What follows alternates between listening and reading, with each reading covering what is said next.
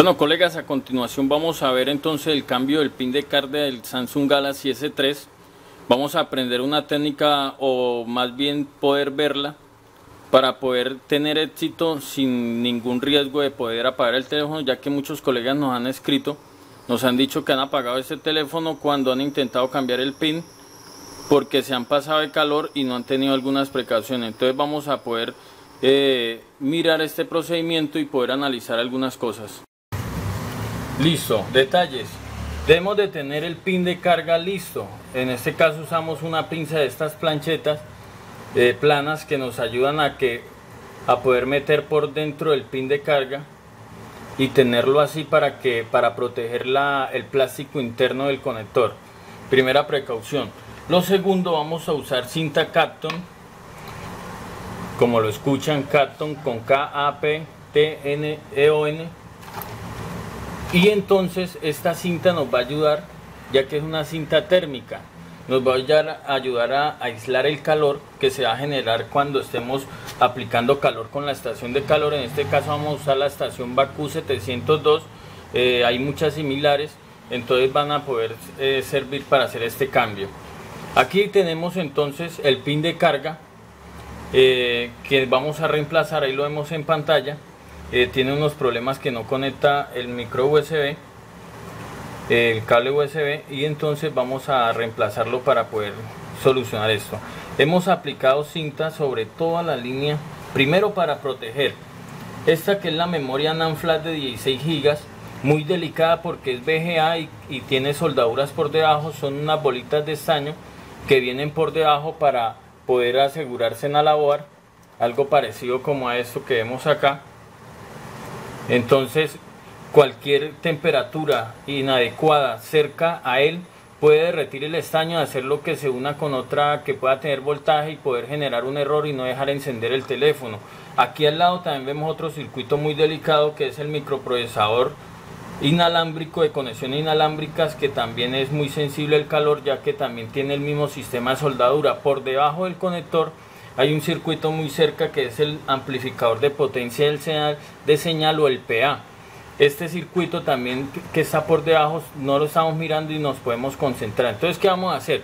Vamos a usar la estación de calor, y para despegarlo vamos a aplicarle aire de acá, de adentro hacia afuera, para que todo el calor se salga de la board y no caliente de más estos circuitos. La cinta me va a ayudar a proteger, y lo otro es que la cinta me está sellando para cuando tenga que aplicar calor por acá, rebote y corra hacia arriba y no le pegue directamente a la memoria NAND flash. Entonces vamos a usar unos 380 grados con un nivel de 3 a 4 de aire para poder retirar ese pin.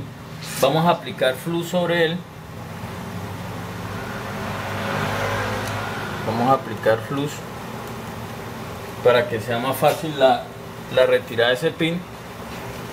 Y acá vamos a aplicar calor por este sector. Vamos a tener el pin listo para evitar dar el calor por demasiado tiempo a la board.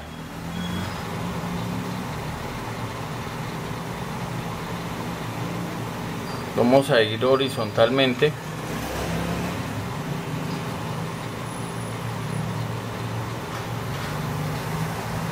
Si vemos que está demorando, está tardando, podemos elevar la temperatura, ya que lo que necesitamos es que no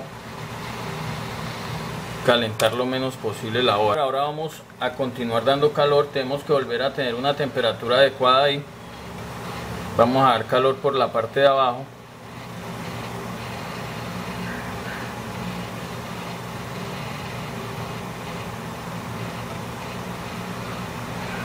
Y un poco por la parte de arriba, para que esté a una temperatura adecuada. Ahora sí tenemos ya el pin de nuevo en la mano.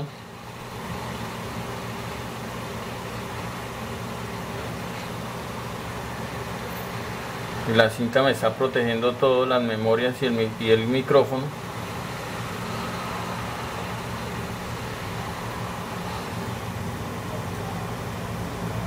No vamos a soltar la pinza de una, porque nos traeremos el pin. Si vemos que le falta un poquito bajar, podemos darle un poquito más de calor por un lado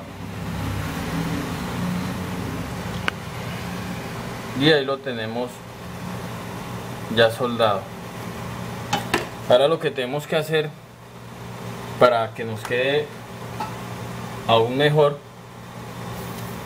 sería retocarlo con el cautín por la parte de atrás, aprovechar la temperatura que tenemos en este momento para que se facilite la fijación a cada pin.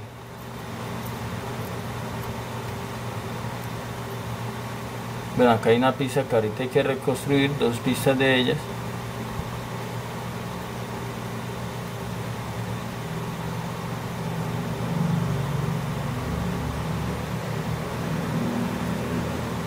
Y ahí vemos el teléfono con su pin nuevo. Y vamos a probarlo. Y vamos a proceder entonces a realizar el jumper. Lo vamos a hacer con cablecitos que traen los manos libres. Los audífonos, uno de estos. De los que traen por dentro los cablecitos. Y vamos entonces a ponerlo ahí. Y a soldarlo al pin que toca reconstruir.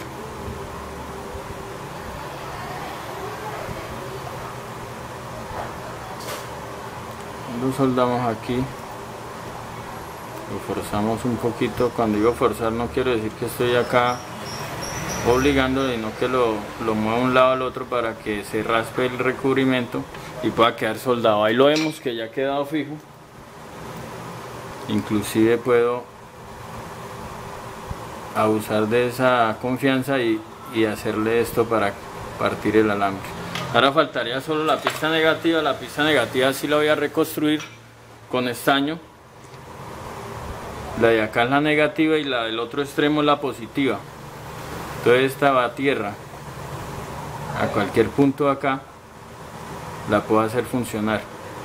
Ahí vemos, ahí ya pude reparar esas pistas. Voy a limpiar y voy a mostrar el resultado. Sin embargo, vamos aquí a hacer un zoom para poder mirar bien el circuito, cómo reconstruimos esa pista. Vamos a hacer una limpieza y vamos a analizar.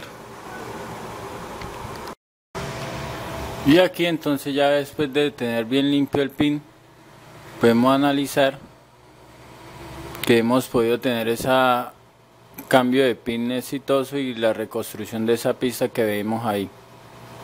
Ahora vamos a probarlo si carga. Aquí tenemos en todo el teléfono que le hemos cambiado el pin de carga.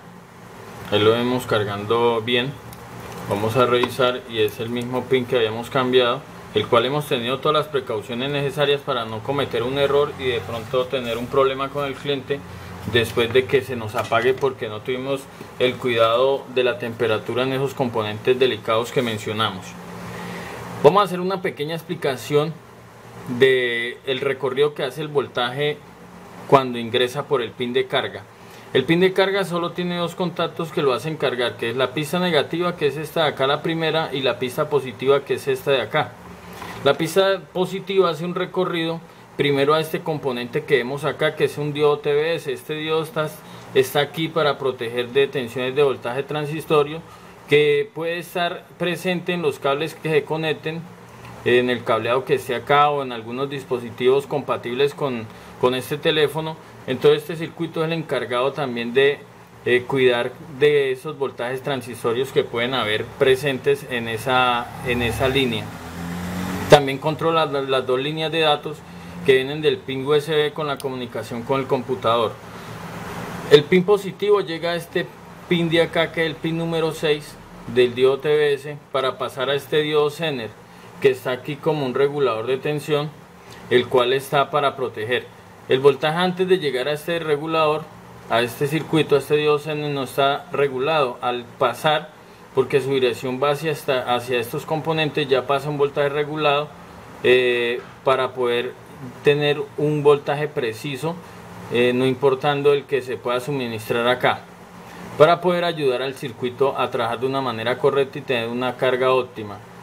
Después encontramos este circuito, que es un transistor digital, el cual en su interior tiene dos transistores y tiene 4 resistencias. Es su esquemático interno, lo cual recibe voltaje por la pista número 3, la que viene del pin de carga. Ingresa en su mecanismo interno y sale por este, acá alcanzamos como a ver un puente. Vamos aquí, ahí vemos un puente que hay en este circuito, el voltaje vuelve y retorna dentro del circuito, dentro de este componente, y luego sale por esta línea que es la número 4. Aquí todavía hay voltajes similares al de entrada, que son de 5.1 volts. Están estos dos condensadores que están para filtrar esa señal, ese voltaje, y entran a este circuito que es un detector de voltaje. Este circuito está encargado para poder permitir el paso o darle salida a ese voltaje que está ingresando el cargador hacia este componente que es el IC de carga. Este circuito tiene 9 contactos, los cuales 2 de ellos reciben el voltaje de entrada del USB, y estos otros 2 de acá, que es el C3 y el B3, salen por estas 2 líneas hacia el circuito. Aquí hay una línea que va a esta resistencia de 100K, que es la línea que se encarga de hacer un registro en los voltajes que hayan acá, porque este teléfono también carga inalámbricamente, entonces lo cual, si llega a estar conectado ese cargador inalámbrico y conectamos el micro USB, aquí se hace un rastro de voltaje que le indica una señal para activar este detector de voltaje. Si no hay un voltaje externo, entonces le da permiso para que ese voltaje continúe hacia este condensador que vemos acá. Este condensador es el último punto de entrada del voltaje que viene del micro USB y que también es el mismo voltaje que viene por el cargador inalámbrico. Llega a este punto de acá, al IC de carga, y sale por la bobina de carga. Esta bobina de carga recibe un voltaje acá y envía un voltaje potenciado hacia el retorno del IC de carga. Por ejemplo, si acá recibe 3.9 voltios, por acá muy fácilmente puede alcanzar a salir 4 voltios. Hay 100 milivolts, de 60 a 100 milivolts de diferencia cuando esta bobina está funcionando perfectamente. La bobina de carga tiene 2 condensadores, 3 condensadores y están ahí para poder ayudar a filtrar ese voltaje. Luego que el IC recibe ese voltaje, lo envía por este condensador y sale al pin número 4 del conector de la batería.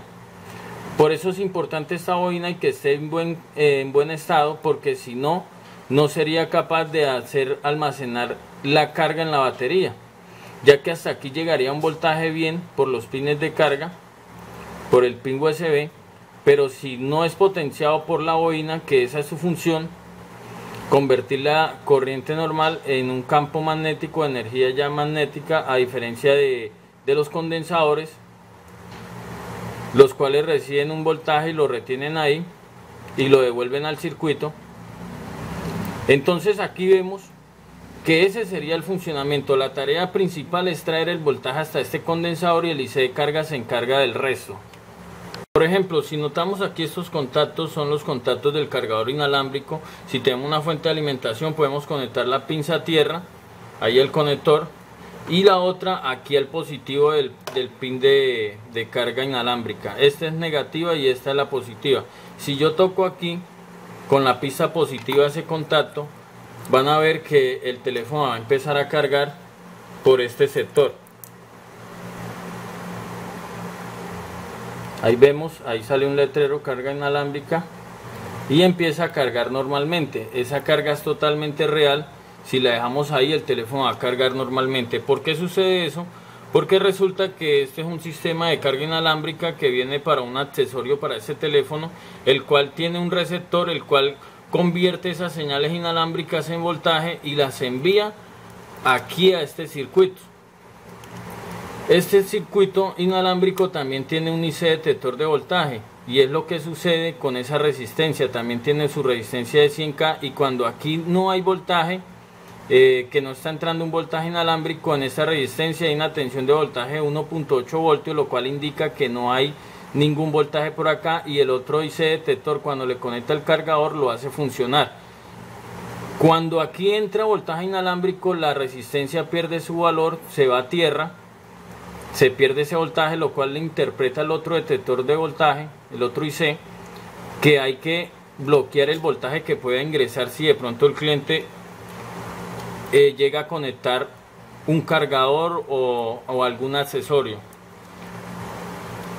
Lo que quiere decir en resumen que todos los voltajes, ya sea el inalámbrico o el del cargador, van a llegar a este condensador. Y aquí voy a comprobar que si yo le suministro voltaje directamente a ese condensador con una fuente de alimentación con 5.2 voltios, empieza a cargar el teléfono y estoy saltando todos los circuitos antes mencionados, lo cual me indica que el IC de carga lo único que le interesa es que le llegue ese voltaje a ese condensador, porque es el último punto de entrega para él tomar ese voltaje y administrarlo para llevarlo hacia el pin positivo de la batería. Queriendo decir que si yo no logro poner a cargar un teléfono porque su circuito original es un S3, ya sé que ese condensador me va a servir para traer el voltaje, ya sea haciendo un jumper hasta el cargador inalámbrico, hasta los contactos del cargador inalámbrico, o trayéndole voltaje hacia ese condensador, y puedo tomar un diodo de estos para que me ayude a proteger el circuito y evitar quizás alguna sobretensión. Ahora hago oficial el curso de Samsung Galaxy S4 y S3, en el cual vamos a aprender a reparar una gran cantidad de fallas que puedan llegar, donde vamos a comprender todo lo que vamos a tener a nuestro alcance. Este curso va a ser destinado para todo tipo de público. Para los principiantes vamos a tener las explicaciones completas de cómo manejar el multímetro, cómo usar las mediciones de voltaje, los condensadores, los diodos, las resistencias desde cero, para que usted pueda distinguir cada uno de los componentes. Le vamos a enseñar a distinguir todos los circuitos que puede ver en una board, que parece ser algo difícil, para que usted pueda tener claro qué es una bobina, un condensador, una resistencia, y con facilidad pueda tener cualquier solución. Para los que ya saben y ya llevan años trabajando con la telefonía móvil, también les va a ser ideal, porque muchos de los colegas comprenden los planos, pueden entender los planos, pueden conocer los circuitos, pero en su mayoría no les queda tiempo para poder dedicar meses de investigación a una board para poder saber todos sus recorridos. Vamos a tener planos exclusivos solo de Servicel Arauca, que no los vamos a poder conseguir en ninguna parte de la red, ni nadie comparte. Entonces va a ser apto para todos los públicos y todos los niveles.